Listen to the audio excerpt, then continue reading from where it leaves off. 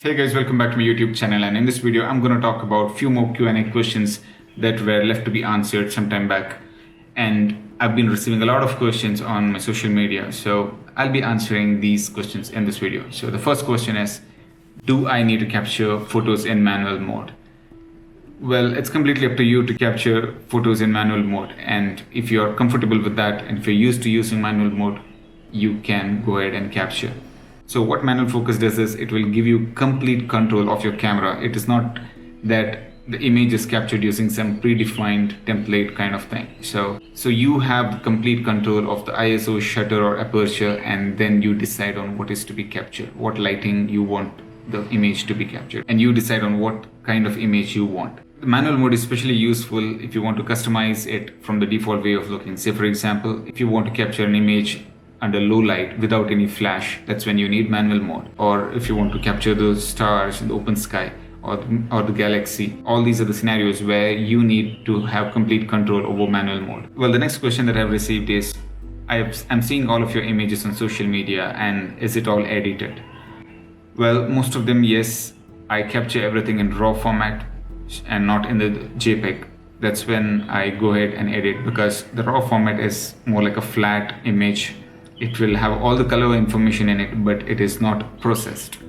So every time you have a JPEG image, those are the compressed images, and they will have some color information predefined. You can experiment the same by placing the subject and the camera in one position and switch between the JPEG and the RAW format. The next question that I've received is, do I have to be in business to be called a pro?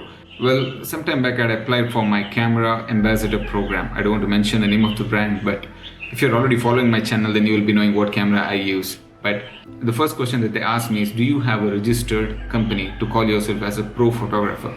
I said no, because I have a full-time IT job. And that's when they said, no, you cannot apply for this program, because you need to be called yourself as a pro photographer and have a registered company under your name. And then you need to have 2 camera bodies with XYZ lens.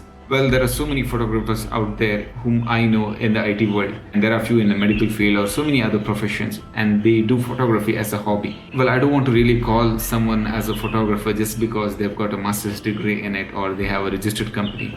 And if they really don't know how to capture good photos, and just because they own a registered company, and if they really don't know how to use a camera, then there is no point in calling them as a professional photographer.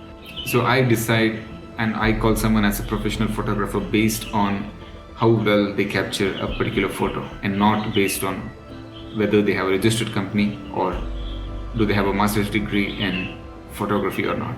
The next question is on white balance, and what is white balance and how do I edit that or make an image look as though it was captured during early morning or in the evening. Well, if your image is looking somewhat warm or orange, or if your image is looking somewhat like Arctic region or bluish white, it's basically the temperature which you can play around and make your image get into a particular mood, or if it basically decides what time of the image or where you are. Say for example, if you're somewhere in the Himalayas or if you're somewhere in the Arctic region, then it will all be blue or white.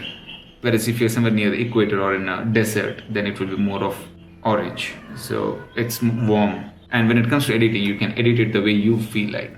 And you can check the card above where I have uploaded a video of Taj Mahal, where you can edit an image and make it look as though it was captured during golden hours. So the next question is on camera gear. I've made a few videos on the camera gear, but let me dive into this question.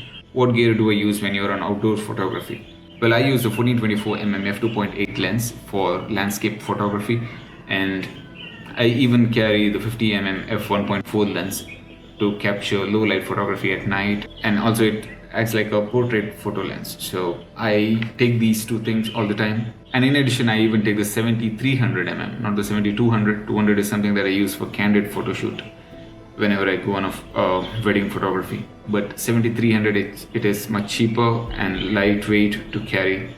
So it gives me extra zoom compared to the 70-200. But again, it has its own drawbacks. It's 5 times cheaper, but it's a f4.5 and not a f2.8 lens. So these are the 3 lenses that I carry all the time. And if you're asking me what lens do I recommend, you can start with the kit lens if you're completely new to photography, or else just buy the camera body and then start with a 50mm f1.4 or 1.8 1.8 is almost half the price of 1.4.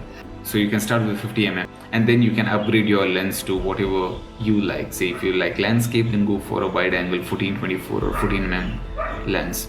If you like wedding and candid wedding, you can go for 85mm or 70-200 kind of lens.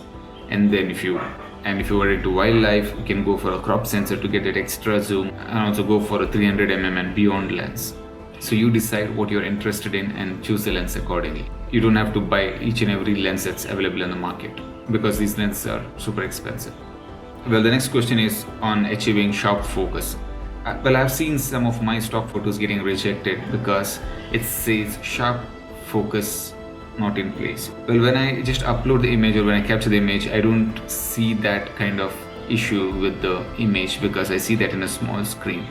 But when I upload it to stock photography to make some side income, and they review each and every photo, and I see that few of my photos get rejected once in a while, where it says the photo is not in focus or it is not sharp enough. You cannot really see that in the small screen, but when you try to zoom in, or if that particular photo is being used for some billboard kind of advertisement, well, when it comes to sharp image, we just think about releasing the shutter button, half of it. But in addition to that, there is something called AF point selection. Well, you can check the card above where I've discussed many of the focus related issues and how you can fix that. And when it comes to AF point selection, you will have to manually select the portion of the image that is to be in focus. So you can play around with the manual mode. Okay, again, this is where the manual settings will play an important role.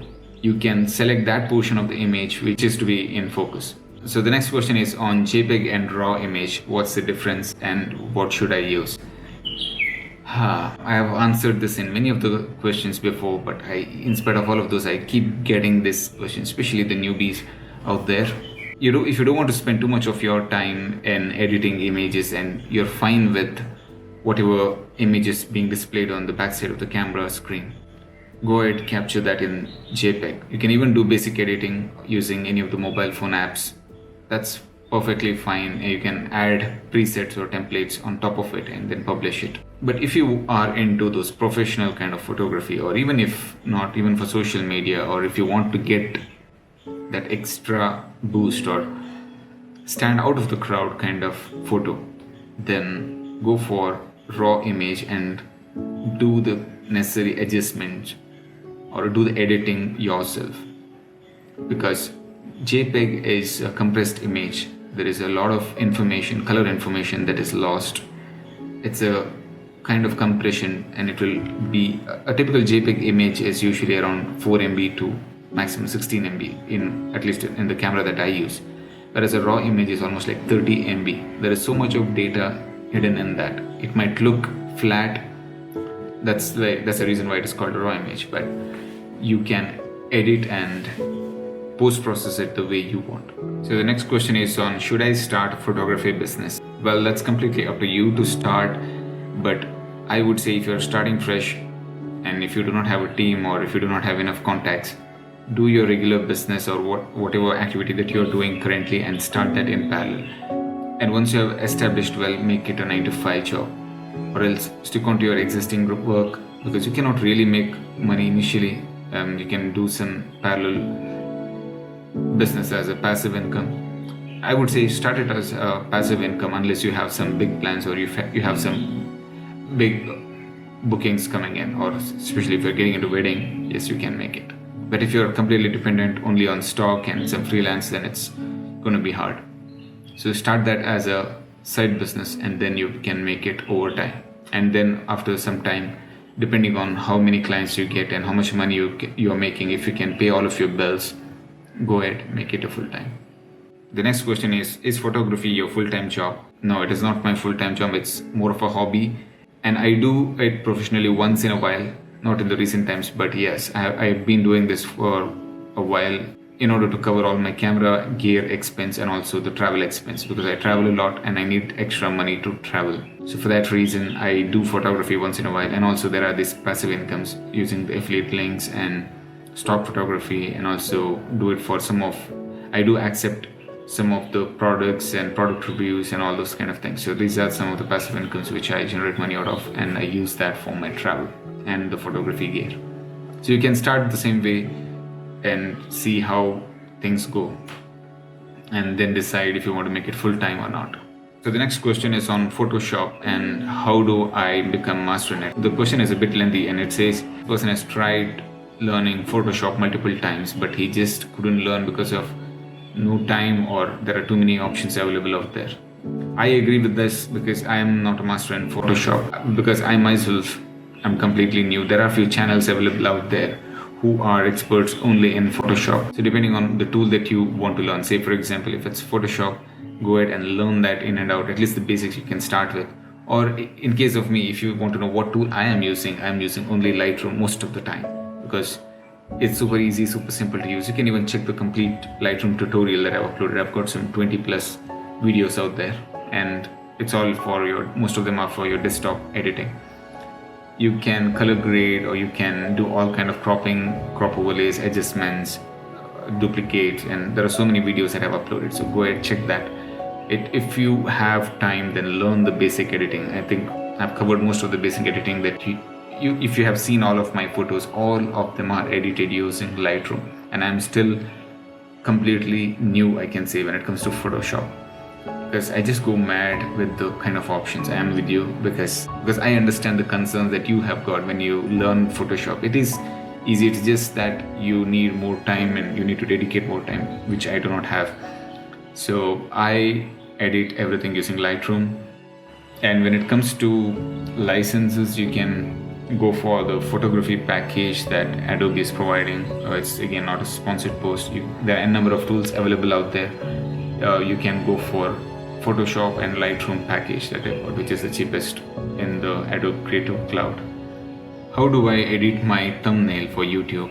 Well, there are so many apps out there. I use so many apps for that. It's not that one specific app. I used Canva for some of my recent thumbnail editing, and sometime back I've been using Snapseed, but the typography over there is limited, so I had to stick onto the same typography all the time. If you want to maintain consistency, you can continue to use that, but if you want more different typography or the font size or different kind of fonts, then, or if you want to customize than whatever is available out there, then you can always use the Lightroom to do that. Or I do not want to spend too much of my time in editing using all these expensive tools, so I use the free version to edit thumbnails for YouTube.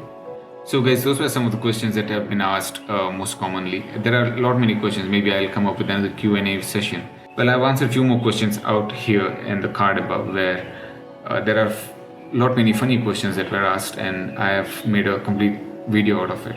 So go ahead, subscribe to my YouTube channel if I answered some of your questions today, and you can even buy me a copy to support my work, and I will be sharing many more videos of this kind. So stay tuned. Cheers.